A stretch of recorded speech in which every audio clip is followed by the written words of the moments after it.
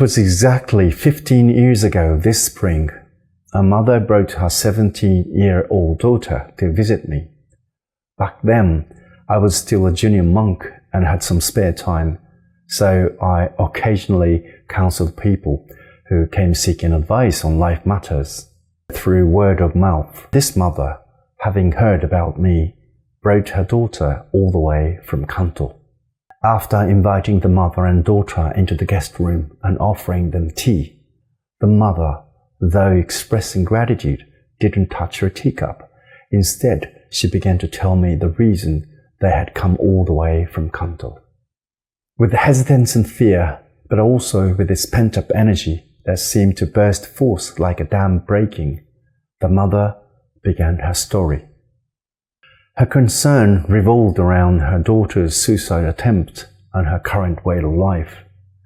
According to her, her daughter had fallen in love with an older man during her first summer vacation as a high school student, only to be dumped 6 months later.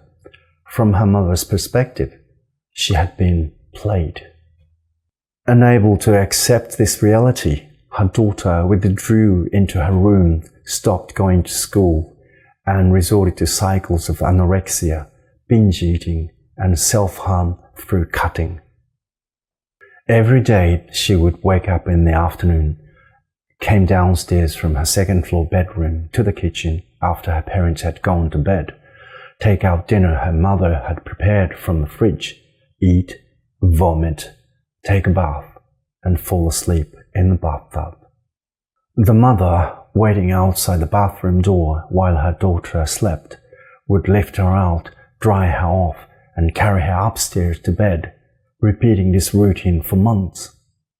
The mother tearfully pleaded, "We've taken her to psychiatrists, we've taken her to fortune tellers, but we don't know what to do, what we should do from now on." While the mother spoke, the daughter remained silent, almost expressionless, as if waiting for time to pass. She must have experienced similar situations many times before. Feeling the need to hear the daughter's voice, I asked for her thoughts. Then, the daughter spoke, "Can this end already?" Indeed, being brought all the way here and having a stranger, a monk no less, talk about her family's shame, it was natural to think, I want this to be over. Just as I had that thought, I understood the true meaning behind her "can this end?" She suddenly took a box cutter from her bag and cut her wrist in front of me. Yes, her "can this end" meant, "Can I die now?" I instinctively stood up and slapped her. Surprised by my sudden action, she looked at me with wide eyes, clutching the spot where I had struck her, then began to cry after a moment. I felt a bit relieved. The tension in her mind and body eased with her tears.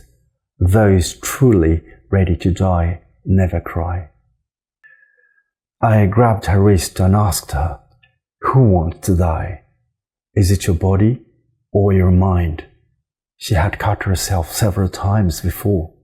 Her wrist bore scars from past incidents. When our bodies are injured and blood vessels are cut, platelets gather, forming clots with fibrillin from the blood. These clots stop further bleeding and prevent bacterial invasion. White blood cells gather to kill bacteria that enter through the wound, preventing infection. Then, the skin begins to regenerate by producing new cells. However, no matter how much our minds desire death, our bodies will strive to live. Even when we harm our skin because our minds want to die, our bodies instantly try their best to heal the wounds. I will ask you again, is it your mind or your body that wants to die? Isn't your body you? Mind and body dissociation. This is what's happening to people now. Nearly 30,000 people commit suicide in Japan every year. The rise in suicides among people in their 20s and the elderly is particularly concerning. After the situation with his mother and daughter, I thought, can Buddha's teaching reach those silently suffering? I wanted to share the wisdom of Buddha, which had also once saved me, as a guidance for releasing suffering and living brightly and resolutely. That's when I learned about YouTube. With YouTube, I felt it might be easier to address the troubles of those who used to come to me for advice. Even those in socially distant or geographically distant positions might find it more comfortable to consult anonymously. And through such means, I might be able to deliver Buddha's teachings to them. Thus began the Japanese version of Ichimon Nitto, one question, one answer. Then, in January 2024, I started the English version of one question, one answer. There are 3 reasons for this. Firstly, there was an increase in demand from Japanese people abroad and those who understand Japanese. Japanese people who have married foreigners wanted to share 1A, 1Q with their non-Japanese families and friends, or wanted others to learn about Japanese culture and spirituality. Secondly, I wanted foreigners interested in Japan and those planning to visit or move to Japan to learn about Japanese culture and spirituality. Currently, due to the weak yen, the number of foreigners visiting Japan is rapidly increasing. Japan, with its rich natural resources, historical sites, and unique cultural traditions, is a country blessed with resources that promote tourism. Furthermore, Japan is one of the countries that accept most immigrants in the world, following the United States, Germany, and Spain. In countries with large immigrant populations, conflicts and problems arising from cultural and ideological differences between immigrants and the host country's people are not uncommon. So I want to share a little bit about Japan's history, culture, and spirituality with foreigners traveling to Japan or planning to immigrate. Thirdly, Japanese people themselves are forgetting about Japanese history, culture, and spirituality and losing confidence. Japanese media is flooded with coverage of American politics, sports, and entertainment, and in the business world, information about American companies is often pursued as a cutting edge and aspirational.